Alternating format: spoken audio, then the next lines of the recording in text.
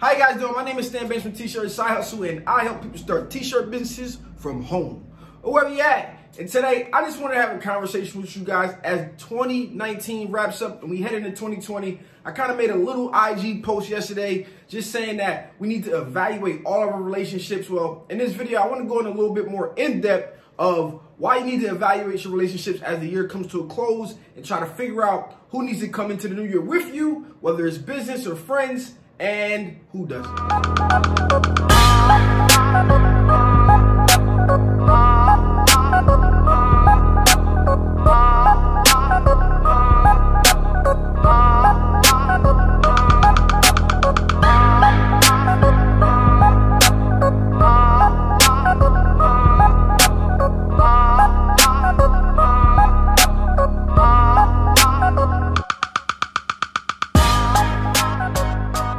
The reason that I came up with this is just because, every once in a while, really after I battled that few months that I had of depression, you really got to analyze what's going on in life and where you want to go. A lot of people make New Year's resolutions. I'm a person that doesn't believe in New Year's resolution. If something means that much to you, then you need to attack it way before the new year comes around. But this is the time of year where people start to reflect on the things that they wanted to do at the beginning of the year and see how far they got or what they didn't got, what they got away from.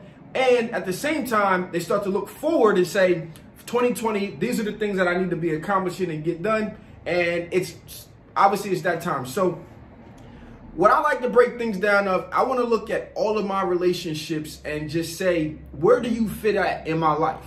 All right. And I say really that I have two categories, and you got friends, you got family, right? And then there's two categories for me, and that's friends or people that I just hang out with, shoot a breeze with.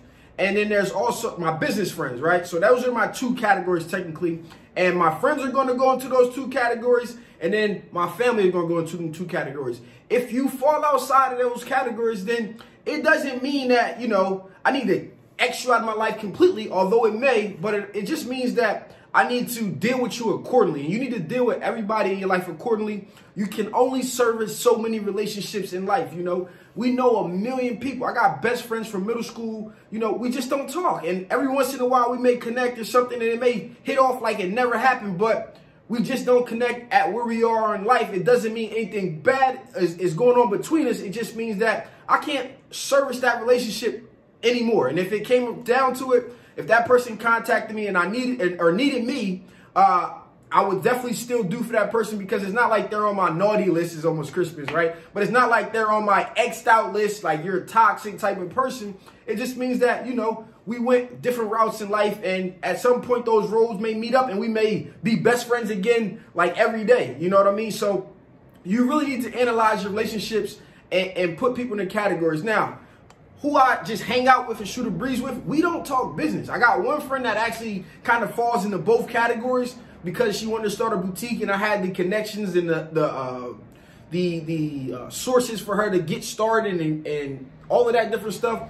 But usually we don't even talk business. I don't want to get at a table and talk business. I may tell them what's going on in my life, or we just opened the Thoroughthread store with the T-bar, which is the gourmet T-bar, which is in the back portion of it. But, we may talk about that stuff, but it doesn't get into the X's and O's like football terms, the X's and O's of actually what's going on in business and how do I enhance it or stuff like that. We just go out, we drink, we party, we have a good time.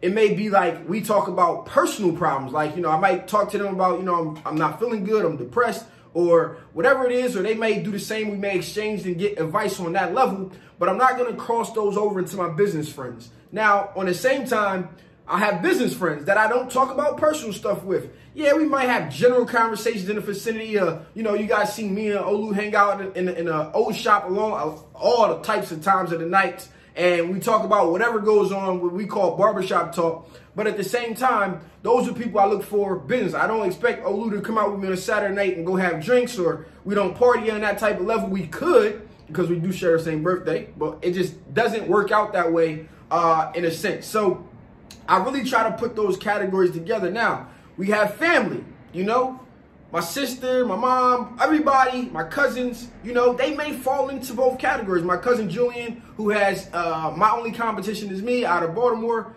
I got him started in the t-shirt business. And now we probably talk more business than anything personal. But before that point, it wasn't really that conversation that we had. You know, I just basically was like, yo, I want you to start, you need to start a t-shirt business. You know, you can not worry about going back to jail. You don't have to look over your shoulder, you know, all that stuff. And that's what he ended up doing. And now he transitioned from just being, you know, a shoot the breeze family member to a business associate. We send things back and forth to each other. We comment, whether he buys equipment or I buy equipment or, you know, advice or whatever the case is.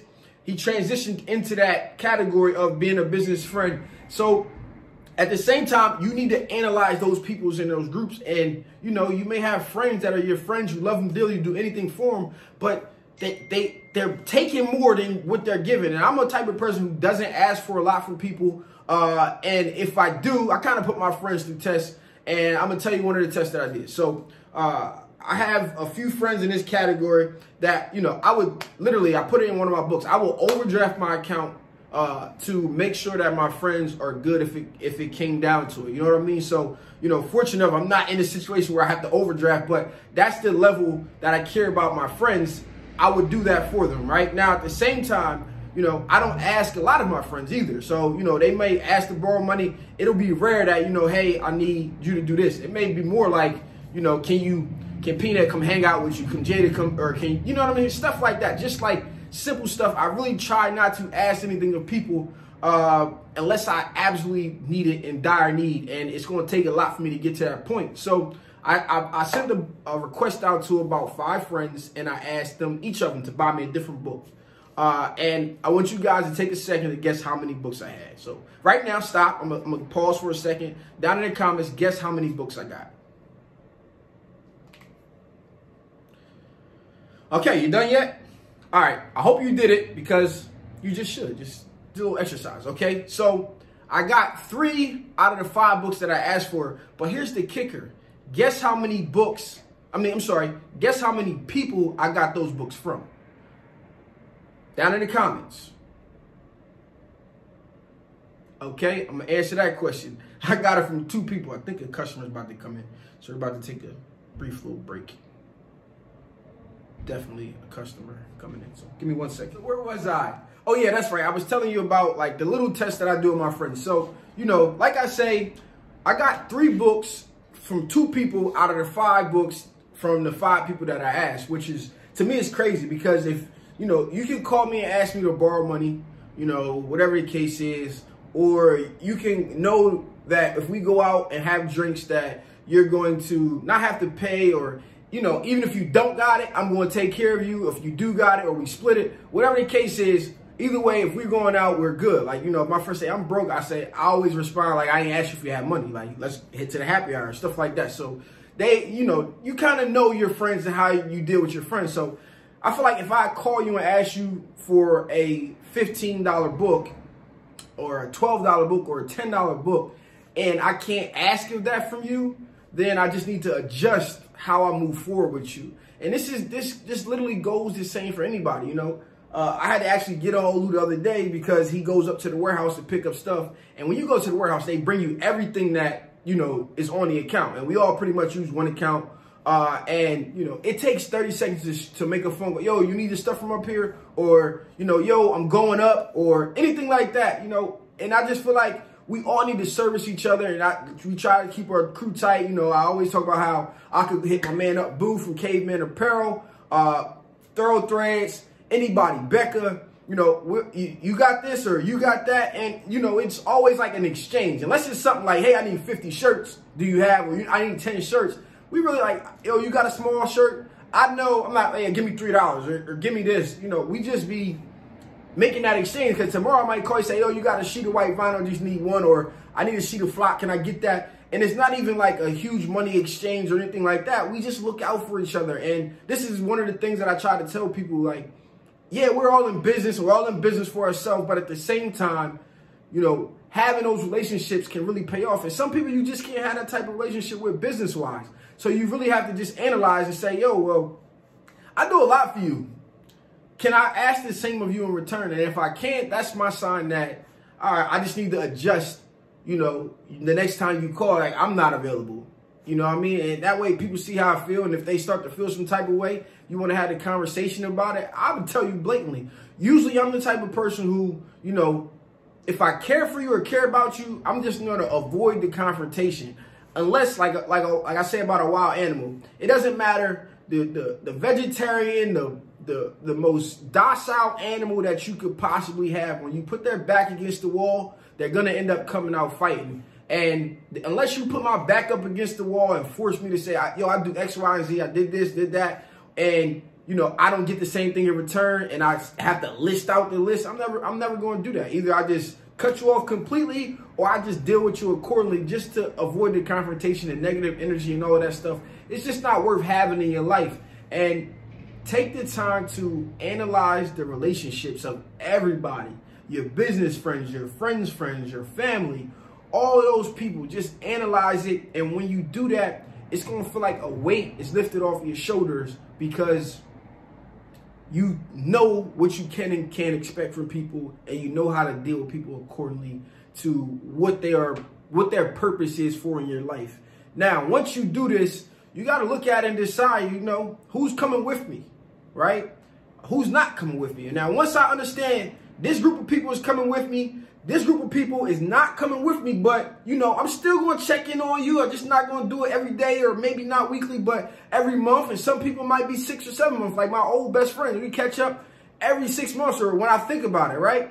But then there's a group of people who are toxic for your life and that are actually keeping you dormant in the same place and not adding anything, just taking. We call them energy zappers in football. You just stay away from the energy zappers. And now you got, you know, a handful of relationships over here, a handful of relationships over here. You got the people that you cut off behind you, and now you can look forward. So I got the friends that are here. I got the business friends that are here. I got the people that I need to let go of behind me, way back there somewhere, probably back there in the other room. And then I have some people behind me right here that are still on we're still on good terms, you know, just going in different paths in life.